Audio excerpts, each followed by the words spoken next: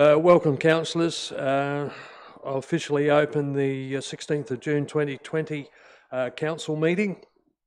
Welcome to all elected members, staff, and any people that may be viewing in remotely. There was no leave of absence, but I do have an apology from Councillor Troop. Would someone please move that apology? Councillor De Vries, and seconded Councillor Wee Smith. All in favour of that apology be accepted and carried.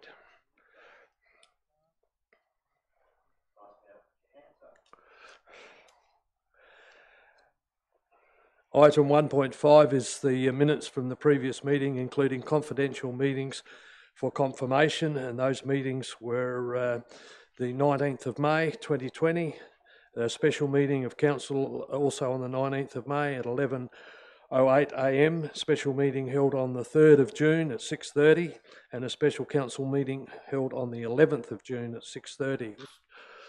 Councillor Johnston moved and seconded Councillor Angus. All those in favour? Carried.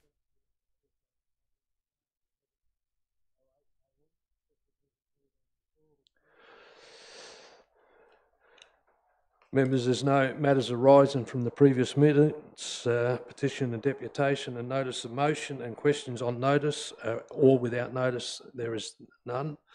The Mayor's report on page 6 has been circulated. I might just add that the work from the staff associated with, and I think you're all been aware that On the Couch with Ethan is coming up on the 28th of June, as well as the Adelaidean.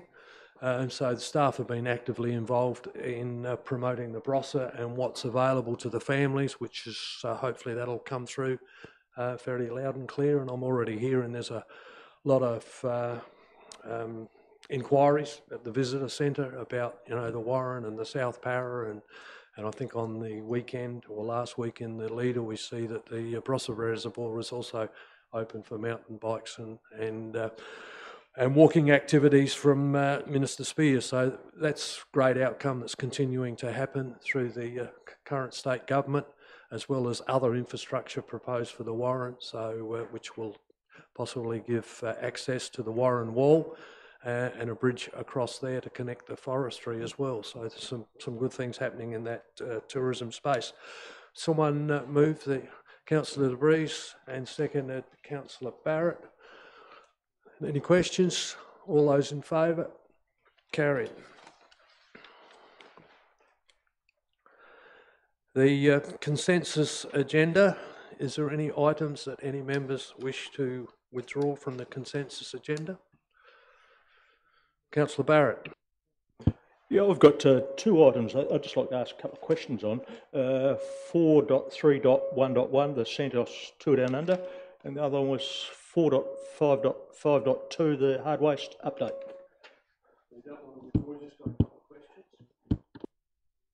That's right.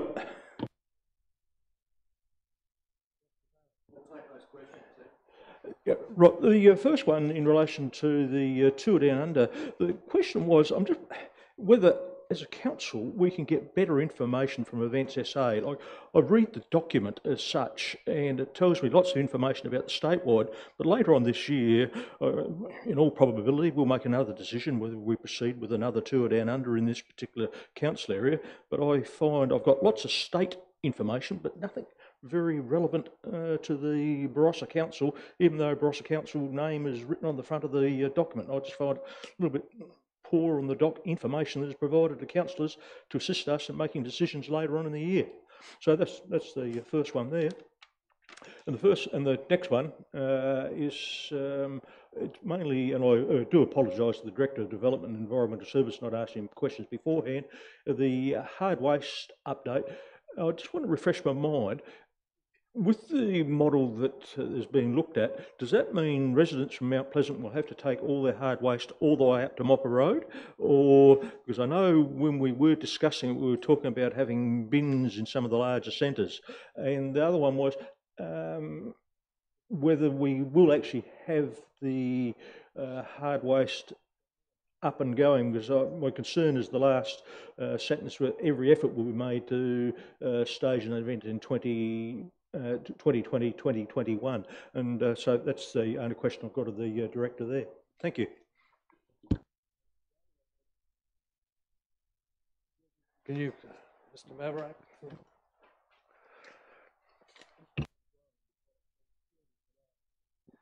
Thank you, Mayor. Thank you, Councillor. Yeah, so every effort was to obviously have a hard waste service provided as part of Council's resolution. The idea was to have sort of a pop-up type service, and obviously the key thing was to find a location that could be held. So in terms of the Springton transfer station, that's still available to residents right across the district, regardless of this pop-up service. So Mopper Road was obviously the final location that was identified as part of this pop-up opportunity using Father's Farm site. And as I said in the report, due to COVID-19, that's obviously held restrictions.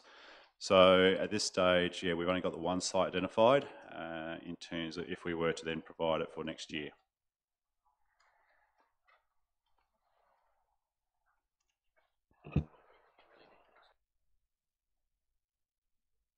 Thank you very much, Director.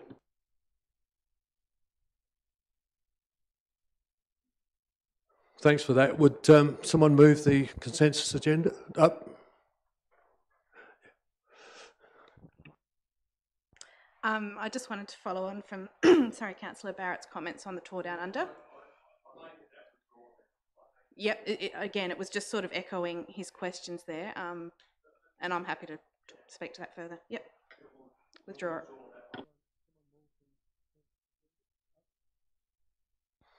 it.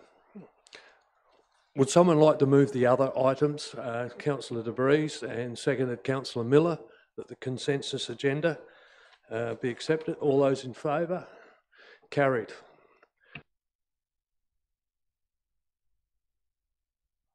Thank you. Yeah, I'm glad that Councillor Barrett brought this one up because I had the same concerns. We invest a significant amount of time and resources into this event, and to be honest, I think the report's a little bit lacklustre. I'd also would like to see some more relevant statistics to our region and to our stage. To be honest, the stats that are there are statewide and they're not that exciting, so I'd like to see what benefit we are actually getting out of this event. Yeah, I need to clarify. I thought it was following on from the hard refuge, but it is the Tour Down Under. Okay, thank you. Through you, Mr. Mayor. Thanks, Councillor Wee-Smith. The very simple answer to that historically been is it's not available, and I've always found it difficult to fully characterise the return for the council, but we'll go back and ask some more questions. So now you need.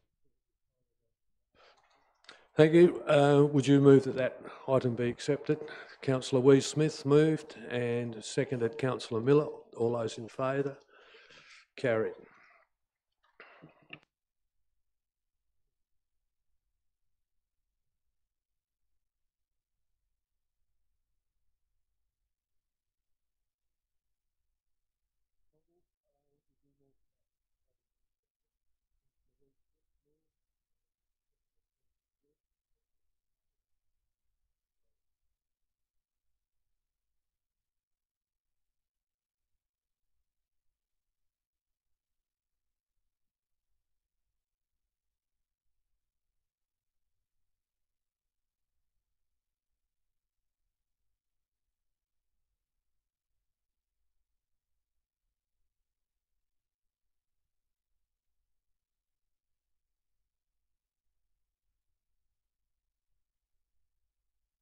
On that one as well, I know we're talking about the Mopper Road, but I would assume our Springton transfer station will open up at some stage, so they won't be all the people from Williamstown and Mount Pleasant and beyond having to travel. Would that be correct? Thanks, Mr. Mayor. I can answer that. It opens this weekend and goes back to normal cycle. Oh, good. I can get my trailer. If you pay for it.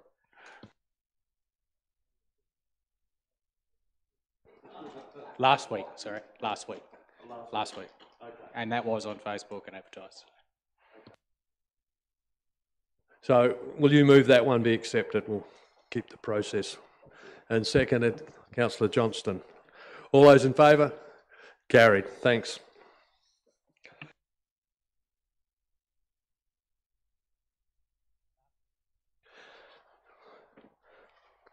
We'll move to the debate agenda, 7.2.1.1, and that's the rate repayment deferral. And this is to endorse the extension to the arrangements put in place to assist those who are in hardship due to the COVID-19 and allow ratepayers to extend or apply for a further deferral of rates, fines or interest. Moved Councillor Johnston, seconded Councillor De Vries. Any questions? All those in favour? Carried.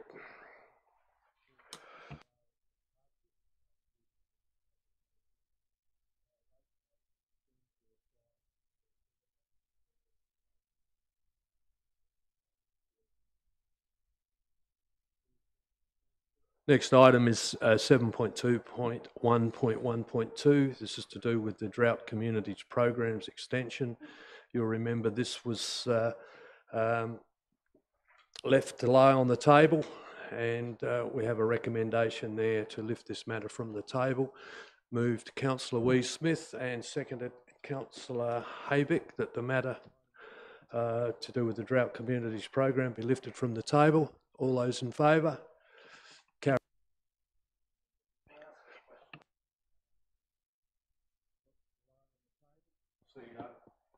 Thanks, Mayor. With it just lifted from the table, there's two further pieces of information that I've been asked to put forward. Toronto Business Group have sought funding of 50 to 100% of the grant allocation of $1 million for an independently managed project for the main street of Tanunda. The Chief Executive outlined in response that Council has a design plan and framework for the main street of Tanunda, but at this time Council has committed to completing Mount Pleasant and Angaston firstly, and also committed that the matter would be raised for Council's attention. Second matter raised with the Council prior to debate is the Barossa Bush Garden priority is actually the drainage pad, not the car park. Councillor De Vries. Thank you, Worship. Yeah, I'd like to ask a question of the CEO, if I could, on this. This has come up a couple of times for discussion, first in the council meeting and then also in a workshop. And there's been talk about there being for example, there were comments like that the community would prefer drought relief over street signs and so forth, or town signs. And so I feel like perhaps the intent and the reason why this particular plan is being offered maybe is getting a little bit lost. And so I thought maybe the CEO could sort of explain exactly why this grant has been given to the community, because at the moment there seems to be an understanding that the money has to be spent on mitigation of drought relief, mitigation of the drought. But my understanding is that isn't the case, and I was just wondering if the CEO would be able to enlighten the community. Thanks. Through you, Mr. Mayor. Thanks, Councillor De Vries. The frequently asked questions outline really that it's for any community infrastructure to, that provides a benefit and can support economic jobs during a time of downturn. And it's fairly broad in its scope, but its primary responsibility is about supporting the community and infrastructure that supports the community and jobs that underline it.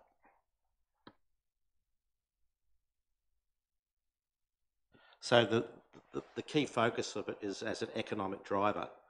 The fact that it's been given as a result of the drought doesn't mean it necessarily has to be spent on drought funding. Obviously, that may be a desirable thing to spend it on, but its main purpose, from what you're just saying, is as an economic driver and an employer within the community. Is that an accurate reflection on this plan? Through you, Mr. Mayor, correct? Yeah, I know a lot of other adjoining councils and other beyond are doing roadworks, footpath, and a majority of other things to do with community infrastructure. Deputy Mayor, I think you had your hand up next. I would like to move the alternate resolution as presented in the council paper, please, Mayor. I have moved by Deputy Mayor Boothby and seconded by Councillor De Vries. Do you wish to speak to that motion? Thanks, Mr. Mayor. Councillor Murphy, can I just clarify that you're happy for it to be the drainage pad and not the cover? Thanks.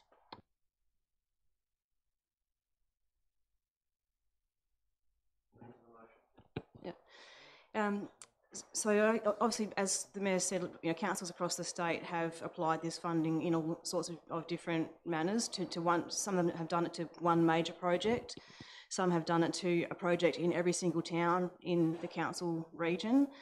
I think for us, because we make decisions at a point in time. At this point in time, we have several significant challenges that our community is facing. So the drought and the continuation of the drought for some years is obviously a significant issue. I think by having projects in there that do address future drought-proofing, if you will, access to water, is a great initiative. But the COVID-19 coronavirus has also significantly hit our tourism industry, of which we are significantly reliant. So tourism and town signage has been on the agenda for as long as I've lived in the Barossa, and probably a lot longer than that, which is at least 10 years. State government is investing. SATC has allocated part of its funding for, I think, 1920 to actually allocate towards tourism signage. We can back onto that and leverage that funding and make some great projects out of that. The Bush Gardens drainage project obviously is important in terms of the operations of that facility. And the footpath program is something that can have a broad impact across our whole entire region. So I think what this alternate resolution puts forward is a selection of projects that are sensible, strategic, do have some drought affiliation, do have some COVID-19 affiliation, and also do help the community. So I would urge members to support it.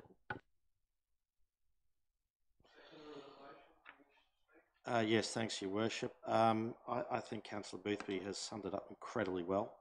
It is a very good balance here. We've actually covered the COVID, we've covered the drought directly, which I think is important, and to use a common term, we're sharing the love. Each of the towns will be benefited by this.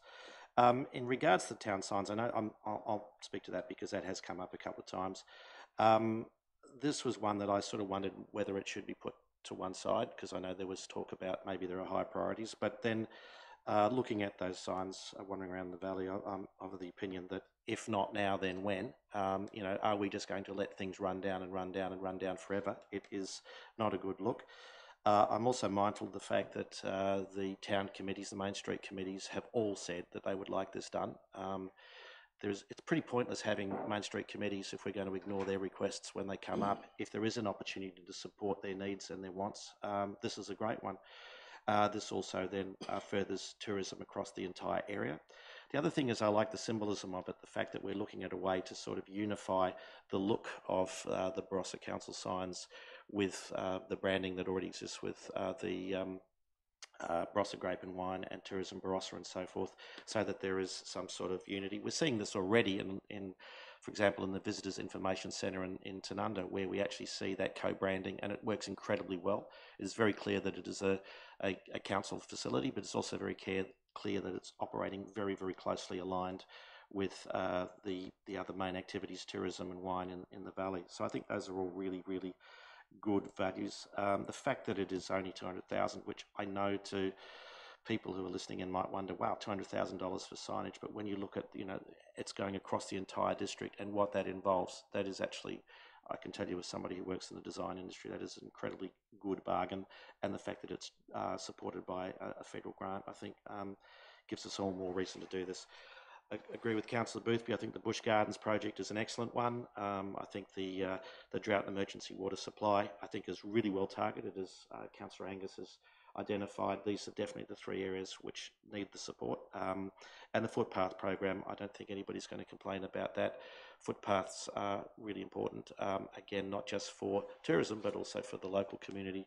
If there's one thing that we're constantly being asked by the community in every single town, it's that we maintain and improve our footpaths. So I think this is an incredibly good mix, and I really do hope everybody supports it. Thank you. Councillor Johnston, I believe you were up next. I'll have your mic on, please. I've just got a question regarding both the signage and the footpaths. My understanding of this drought relief funding is that it's meant to support employment in the region. I just wonder what, within the context of our procurement policies, whether we are in fact able to favour local suppliers over others in the expenditure of this funding. Thank you. Through you, Mr. Mayor. Thanks, Councillor Johnson. You can't favour anybody in any procurement process. You, however, can structure a procurement process as such that a determinant is local economic benefit, and that's what we do in many of our contracts nowadays. Councillor Havey. Thank you, Mayor. I'll be speaking against the motion for a number of reasons. The first one is in relation to the street signage. Now, this may have been supported elsewhere in other areas in relation to drought applications, but I do not believe the community in the Barossa would support $200,000 being spent at this time on signs when they are in reasonably good condition. They're easily read and they're easily understood. $200,000 for 37 signs equates to $5,400 per sign of taxpayers' money. And I strongly believe there needs to be more deliberation by council before large sums of money are spent on street signage. Now, we talk about rebranding and things like that, and Councillor De Beery spoke about that in the main street. Now, that is different to street signs as you come and go out of town.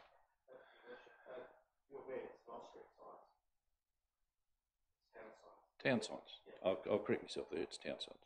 Okay. A minor matter. But I do agree that in relation to water, emergency services, there needs to be adequate standpipes and water available for stock and domestic use. Tanks and dams dry up, resulting in people having to cart water for long distances. The installation of suitable water facilities in these areas would alleviate the stress and hard work suffered by many people. Barossa bush gardens. Drought and bushfire emergencies destroy huge areas of native vegetation which is not replaced because of many issues with the, if not replaced, cause many issues with the environment. The gardens supply plants to landowners who have a need to replace destroyed plants, obviously. So we're looking at the drainage and I think nursery upgrade at the bush gardens as well. And I strongly believe the bush gardens have a direct connection to drought relief. I also put in here tree planting. I think we need a decent tree planting program in the whole council area. Now, trees have suffered due to drought. They suffered due to their age and lack of water, and there's a lot that need replacing. Some towns lack sufficient trees altogether, with parks and gardens requiring ongoing maintenance. And I believe a positive step would be to replace a lot of these trees and plant more. Footpath program, yes, I totally agree with that, and I think that's long overdue. Now, I know that council's put a lot of effort into and a lot of money into footpaths, but we still got a long way to go. And as I was informed some months ago, that the footpath cost to council is about $200 per metre. So it's not a cheap exercise, and so you don't get too many kilometres for your money. So I was asking members to not support the motion, and we can talk about signage down the track as far as I'm concerned. I don't think it's the right time. And we've answered the question about employment, which is good, so I'd like to call for a division on the vote. Any other questions?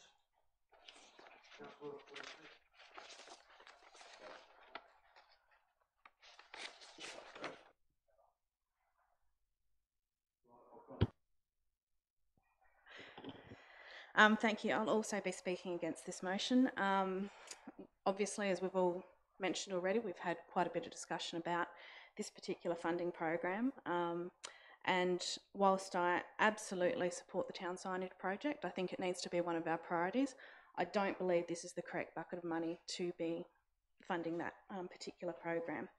The Drought Communities program is about supporting community, it's about supporting infrastructure and local jobs and providing direct tangible benefits to the community, the whole community. Obviously the Drought and Emergency Water Supply Initiative is something I put up a few months ago, and I think this can be a key pillar of this particular program that our community is going to accept and will accept. The feedback I've had from the people I've spoken to is that they think this is a really exciting program that Barossa Council can really hang its hat on. In terms of the other infrastructure projects such as the Bush Gardens and Roads Footpaths, they're projects that do have direct tangible benefits. They're going to hopefully create some local jobs, keep the economy going, and I think, you know, they're really good projects to follow through on.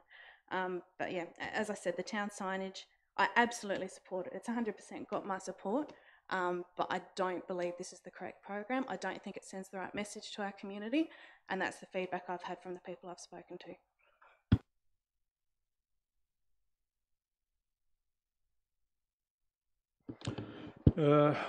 I'm like Councillor Habig and Councillor Wee-Smith. I have concerns on the signs. The other points 2, 3 and 4 I'm more than comfortable with, but the signs I have concerns. And my concerns are slightly different. I like the concept of having signs, but not from this bucket of money. But my concerns is we've already got a sign and a logo for a Barossa Council. We're now considering having a sign through the Barossa Grape and Wine Association. And my concern is similar to what happened with the Jack Bobridge Trail, or as it was now and then. If anything goes wrong in the future, and I look at what's happened with the meat industry and China and labelling, and whether anything could come back to bite us as a council if we have that logo around the place, and action may well be taken in the future. I don't know, I'm just hypothesising here, but I have concerns about the use of that sign when we've already got a Barossa logo for the council, and that is my belief. That's the sign we should be using throughout the area, and not a sign that's aligned with something else. I believe it's got the potential to lead us down a path we might have to extricate ourselves from later on down the track. So that's my concerns in relation to the signs. But as I said, I'm more than happy with points 2, 3 and 4. Thank you. Councillor Angus, and did you want to speak? Then Councillor Hearn. Thank you, Mayor. I will support the motion. I believe it is broad enough to satisfy most aspects of the community. Can I just remind us all that the figure is up to 200,000, so you can be specific about dollars per sign, but when you come into design and installation and all that thing. But the more important thing here is that the Barossa Council logo is not a Barossa District Industry logo. The Barossa Council is a $40 million business, as opposed to the wine, grape, tourism industry, which is a $400 million business. It is important that we have a unified signage throughout the district, and I think the Barossa Council's logo is not really a part of that. I really urge everyone to support this, otherwise we're going to go around in circles. Thank you. Yeah, thank you, Mayor. I agree with all the comments that have been made, and just wondering whether the mover and seconder would take item 1 or number 1 out and put that as a separate issue at a separate time.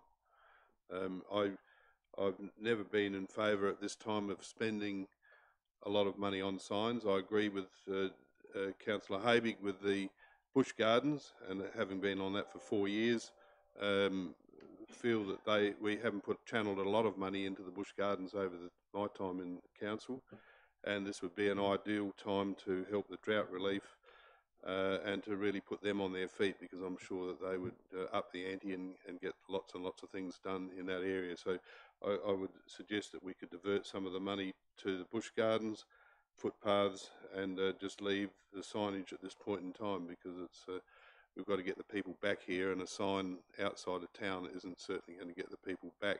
It's from outside the area, what we put up on the internet, etc., that people are going to look at. And so I'll be voting against the motion while item 1 remains in the motion itself. Thank you, councillors. Any further comments? If not, I might just touch base on just the historic side of the signage. That was always intended to only ever be an interim solution back 25 odd years ago, I guess, since we were amalgamated, something like that. I hear the comments regarding the signage, and I think Deputy Mayor Boothby touched on an important point that we shouldn't overlook, is if the SATC may have supplementary funding, it's a good opportunity to go for dollar and try to clean up our entrance signs, because some and especially on our council boundary, we've started cutting them down because they've become an embarrassment to us. I think your town entrance signs and your council signage is a reflection on your community. I view that very similar to where you go touring, and if the toilets aren't up to scratch, you sort of put a black mark against that town. So, and look, branding is important. Coca-Cola, McDonald's, all those people, the brand is the brand, and I think Councillor Angus has summed it up well. Anyway, I'll put it. Yes. You've spoken once. Ask a question. My understanding of the SATC matched funding is for tourism signage, not for town signage. So they're two separate matters.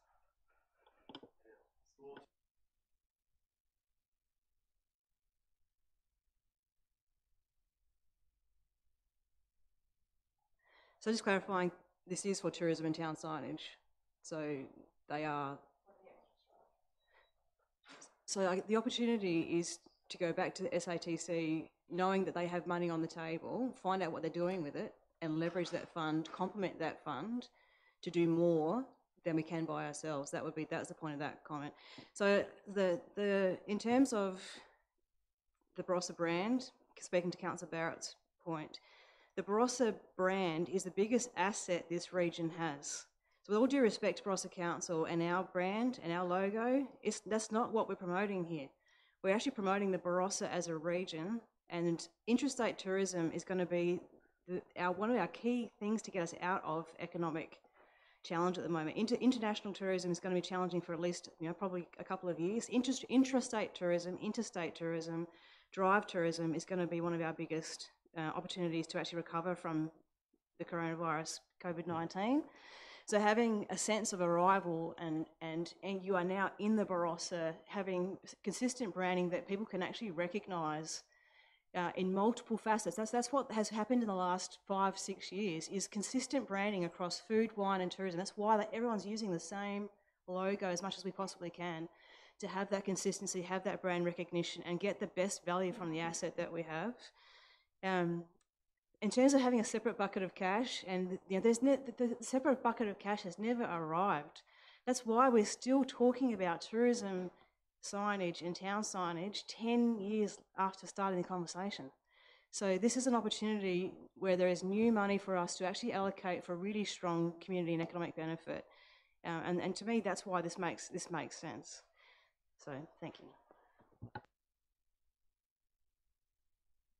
Close the debate, so I'll put the motion. All those in favour of the motion that has been circulated and recorded? Those against? The motion is carried.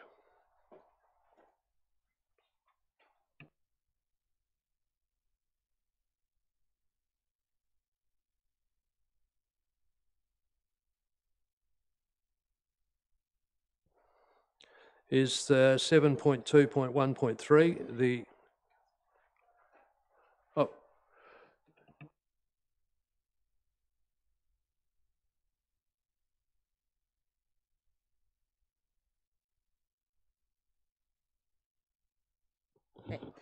If I may raise Councillor Habig's suggestion of a tree planting program, can we address that at a future workshop?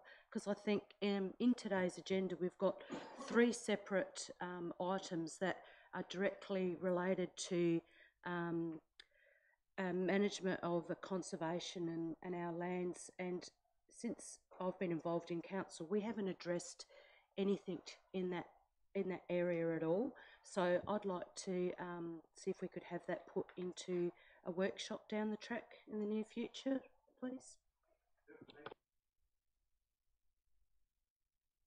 Is 7.2.1.3. This is the indemniture deed for the Kyle estate.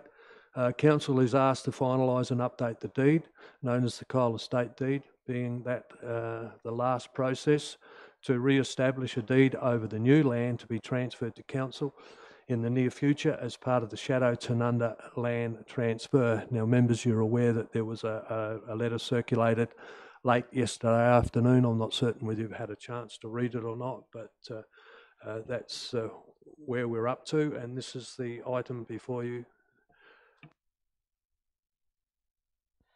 Move the recommendation, Your Worship. Any questions? Deputy Mayor?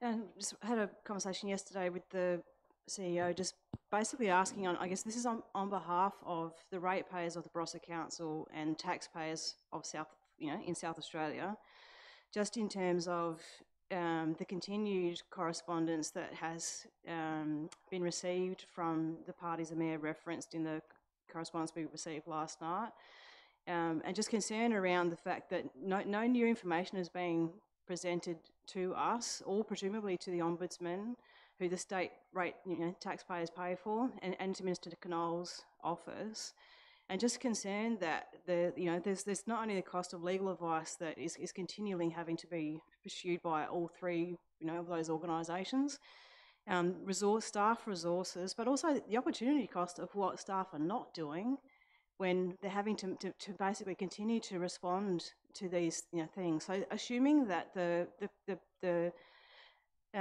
community members who have raised these concerns and continue to raise these concerns have the net community benefit in mind, I would raise the question to them: is the net community benefit still being the top of mind when it's now cost the community, either through taxpayers or ratepayers, at least twice the value of that land in the cost of answering these questions? So I guess for us as a council, without having to incur more and more legal fees, I think we're at a point now where we need to actually decide, can we continue to address these issues through staff and legal time, or is it now becoming a point where it's actually not in net public interest to do that? Thanks, Mr. Mayor. Obviously, the system is the right to challenge particular decisions. These decisions have been challenged to many degrees. Obviously, the applicant has made assertions that they've taken it to the higher authorities. As of yesterday, we haven't received any correspondence. The capacity of council in our policy and our process is to consider certain behaviours as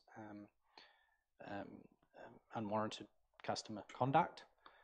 We do have that within our processes and policies. There is a guideline that sits within the SA Ombudsman, and probably there will be a point at which the council will consider enough's enough. Have we reached that point? That's an assessment that I can go away and do in the next month. We have to bring a report back in the July meeting, in any case, on all the Section 270s, of which pretty much this is the main component, which will have costs, time of our estimates. Obviously, we don't know what has been spent in the department or the Minister's office or the SA Ombudsman's office. So to wrap that up, yes, we have some capacity. Yes, I think it would be limited to this particular issue because they shouldn't be restricted from making a complaint about a street tree or a stormwater issue. Also, you'll be getting a report in July about the activities and the costs associated with it anyhow. But yes, obviously the correspondence only came late yesterday, so I haven't fully turned my mind to if it reaches that particular threshold. So and to provide your report on that would be a breach of the Act anyhow. So we will get you something in July.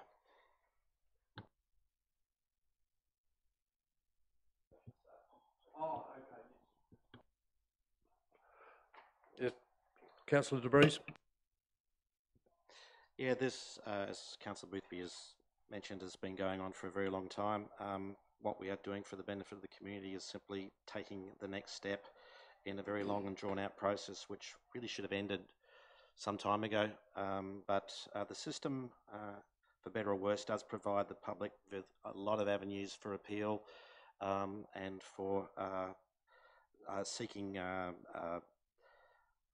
to think of the right words, looking for ways to complain and to have endless reviews, and it is frustrating to the council in the extreme. As Councillor Boothby has pointed out, it's also extremely expensive. I think the problem is that sometimes people separate the council from the community as though somehow, you know, we're different. Council's money is the community's money. When you spend $10,000 of council money, that is ratepayers' money, and that means that is $10,000 that's not being spent on a playground or a footpath or whatever. And as Councillor Boothby has also pointed out, that, you know, the costs of this process. How many times one just keeps going back to the Ombudsman and is told by the Ombudsman the council is doing everything fine? I don't know. The system, unfortunately, is the system. We have to work within it. It's frustrating. I guess this is part of the process of open and transparent government. I know we're all frustrated, and I know there would be members of the community think, well, you know, if there's smoke, there's fire. No, sometimes the system just is what the system is. It goes on and on and on and on. And if you're listening in, I'm afraid this is your money being wasted, not the council's money, but everybody who lives within the council and pays rates. It's our money, and it's being wasted. It's a shame, and there's not much we can do about it. We are kind of caught in the system that exists. We will persevere, and hopefully this will get us closer to the end goal, but it is frustrating, no question about it. The motion, do you wish to speak? Thanks, Your Worship. Look, I'd just like to speak to the recommendation that we proceed with this matter as soon as possible. We've probably wasted yet more of our own time on this. Thank you. Councillor Hayvick. Yes, I agree with what's been said. I think that there's an old saying that everyone can have their day in court. Well, these people have had their days all right up to now complaining, and I read the letter last night, and it only contains what's happened before. It's old track stuff, and I agree it should be put to an end. So let's get on with it. Further comments? If not, I'll put the motion. All those in favour? Carried.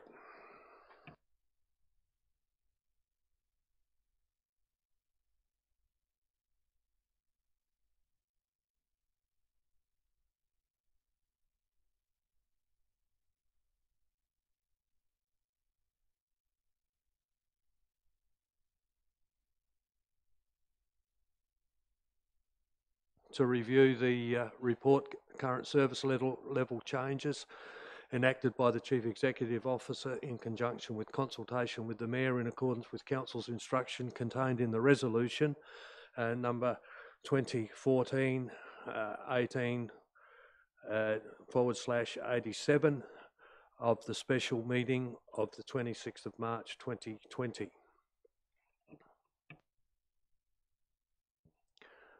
Moved by Councillor De Vries, seconded by Councillor Angus. Any comments, questions?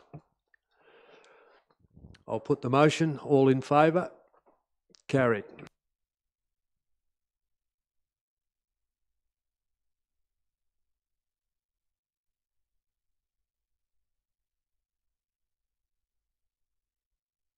Item 2.2.1.5, the terms of reference, COVID-19 recovery plan, internal working group, to endorse the terms of reference for the COVID-19 recovery internal working group.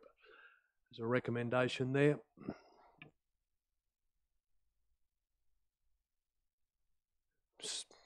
Seconder, Councillor Johnston.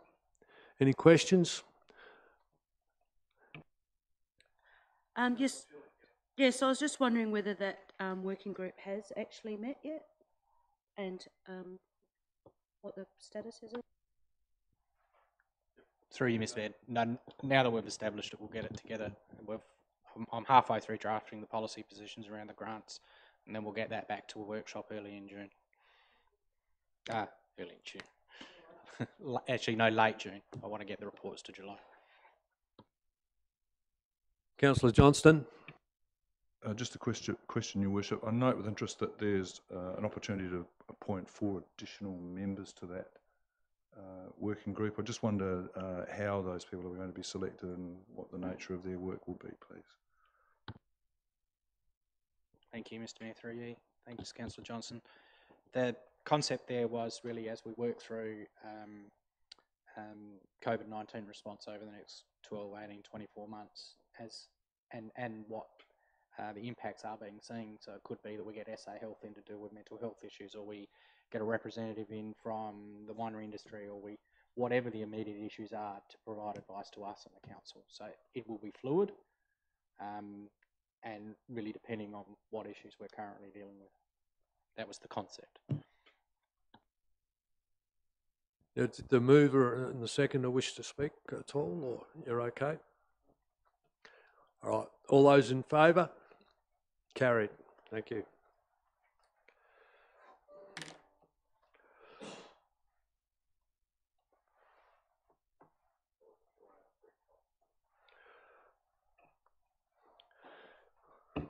Councillors, next item is 7.2.1, the monthly financial report as at the 31st of May. This is the uniform presentation of finance report provided information as to the financial position of council, including notes on material finance trends and transactions. Moved Deputy Mayor Boothby and seconded Councillor De Vries. Do you wish to speak?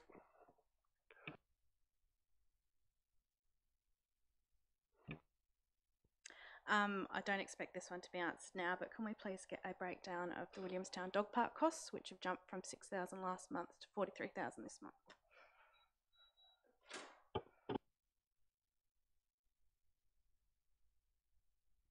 Through you, Mr. Mayor, we actually do.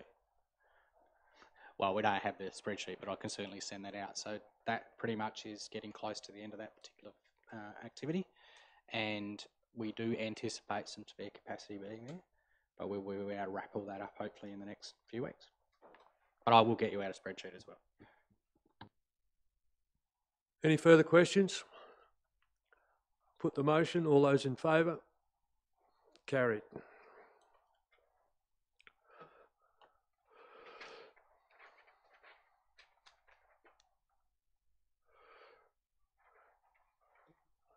Page 113, which is 2.2.2.2, the fees and charges register. Council must review the fees and charges structure to be applied for the 2020-2021 financial year. Councillor Angus. Mayor, I should declare an interest as being on the board of one of the recipients of a benefit.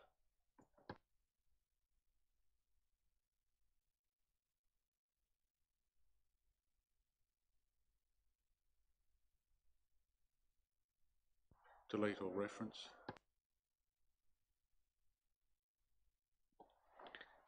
Thanks, Mr. Mayor. Can I just update Council that a revised attachment was distributed yesterday and placed on the website. It contains simple updates to the cemetery descriptions, no changes to fees, and there was a missing fee for the green organics cancellation fee of $10.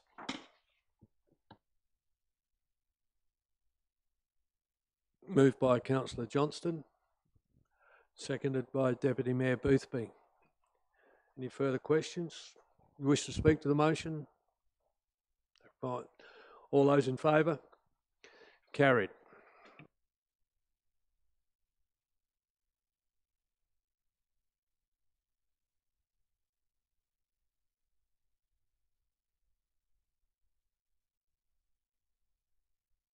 Next item is the discretionary rates rebate for 2020 and 2021. This is to consider the application of discretionary rate rebates for the rating year. Councillor Angus. Thank you, Mayor. Jumped the gun. But yes, I will have to declare an interest and vacate the chamber. Yes, I have to declare an interest as well. Thank you.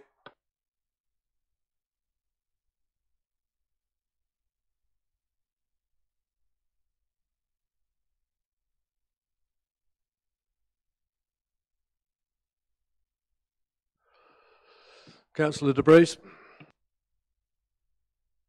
Moved Councillor De Vries and seconded Councillor Weiss-Smith. Wish to speak to the motion, Councillor? It's pretty self-evident. We've done this in the past, and I think given the COVID-19 situation, even more so this year, we spoke about this in workshops for those who are listening in from the gallery, and also, of course, in the last special council meeting about the need to have the opportunity for people to seek support if need be, and this is the mechanism by which we're doing it. So I'm happy to leave it at that. Any questions? All those in favour of the recommendation? Carried.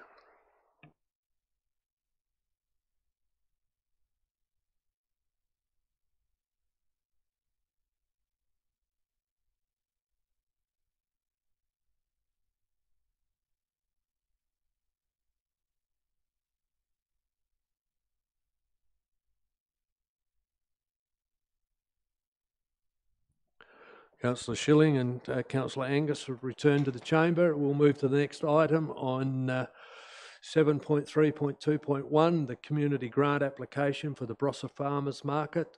This is to consider an out-of-session community grant application for the Barossa Farmers Market.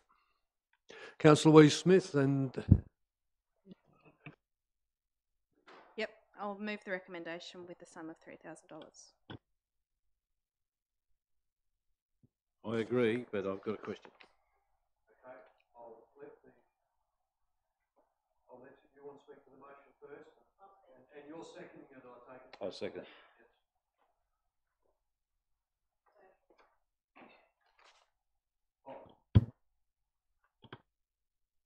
It's like nobody wants me to speak today.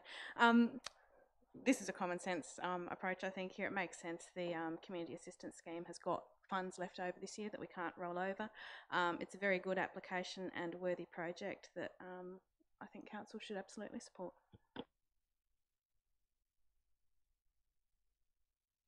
Yeah, just a query on whether $3,000 is coming out of the right account. Didn't we have 100,000 put aside for corona relief for the area?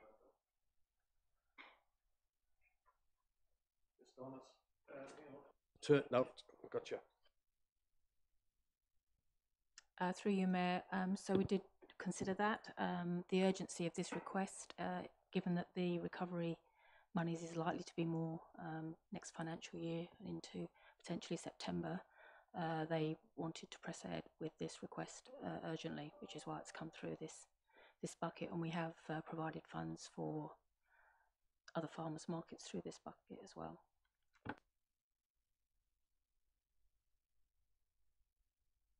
Thanks, Mayor. Seeing the balance is $162 in the account, have we got any further funds that we're going to distribute if we cannot roll it over? So what happens to the 162? If not, should we add it to the 3,000?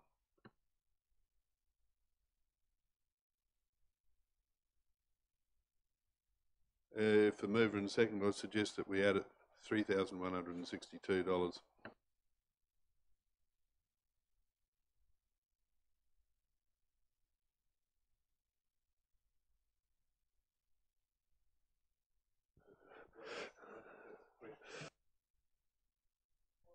If you don't spend the money at Intric, you end up with a slightly better bottom line. $162 won't make much difference to the bottom line.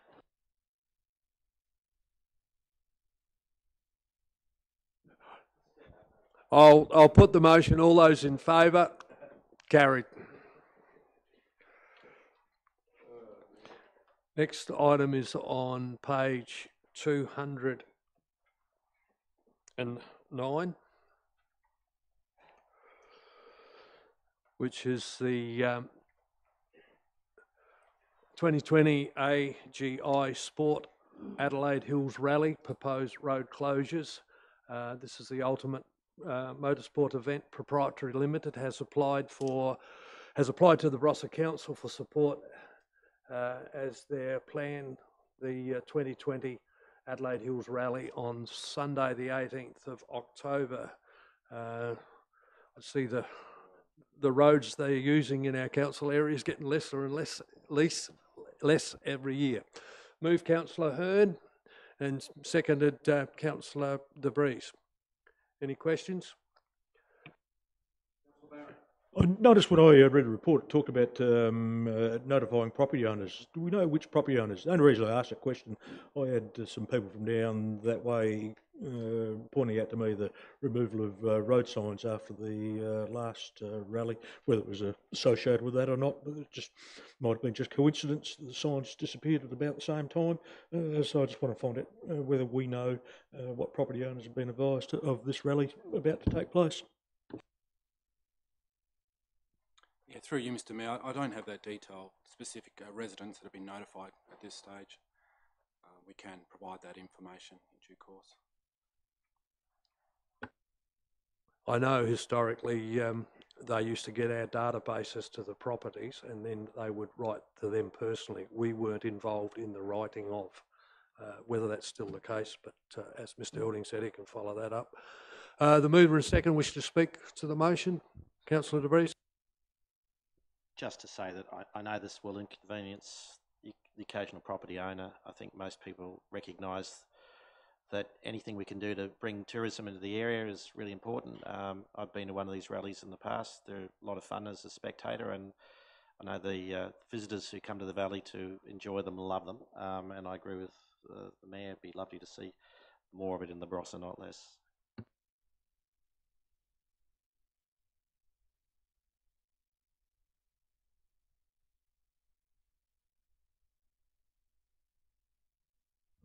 Carried.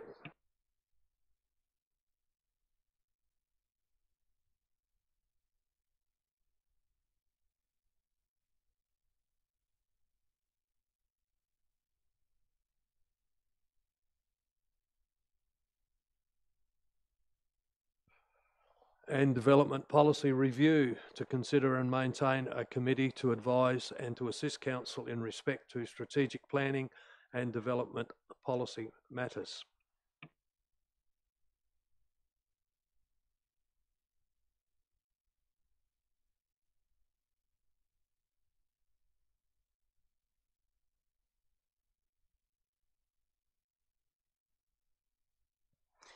The report references that the timing of the meetings may be part of the reason why we haven't had a great deal of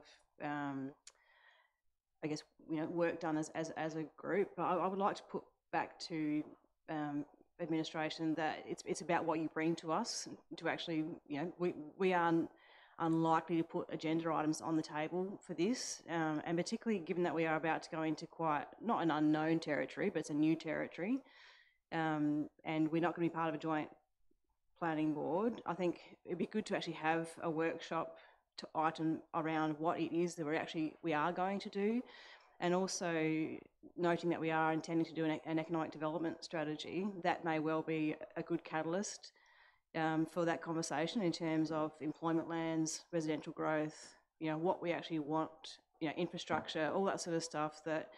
Where we fit, basically what we want as a council to try and drive that conversation. So understanding that administration need direction, but we need stimulation for that discussion as well.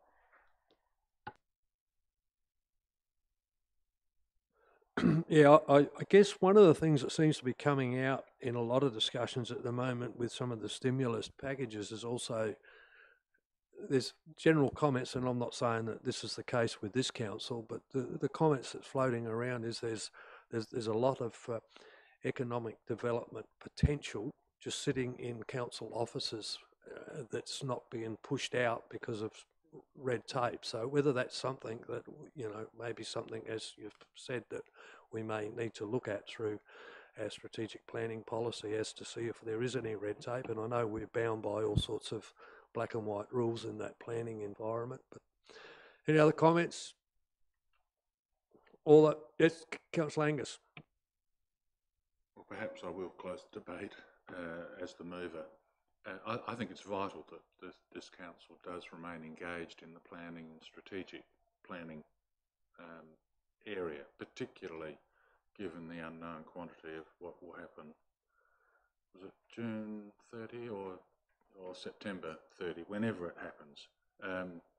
If we don't have a strategic planning committee as part of our networking, then it's kind of like we don't care. Just come and develop us. I don't think that's the case around this table or in this building or in this community. I think we care deeply about how things progress and which direction we get development from. So I think we do need to have this committee, and it needs to be well informed. And yeah, I'd urge you to support it. Thank you, Councillor. All those in favour of the motion? Carried.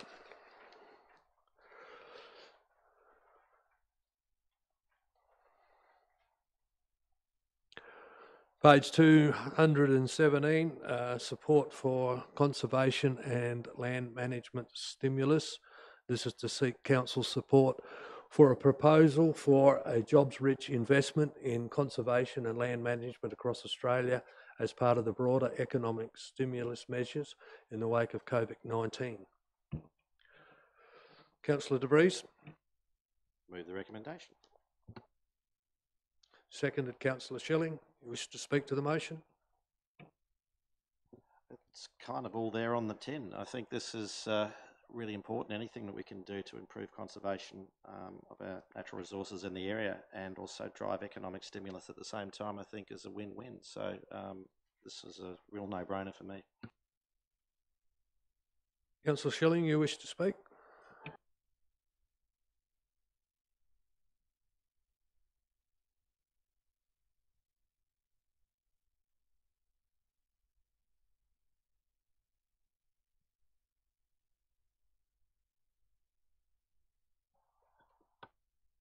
Any questions? All those in favour? Carried. Councillors, that looks as if we've got to the end of our agenda. Thank you for your attendance and your input. The next meeting, scheduled meeting that we have listed there is on the 21st of July. Unless there's a need for a special meeting, we'll notify accordingly. So thank you. I declare the meeting closed.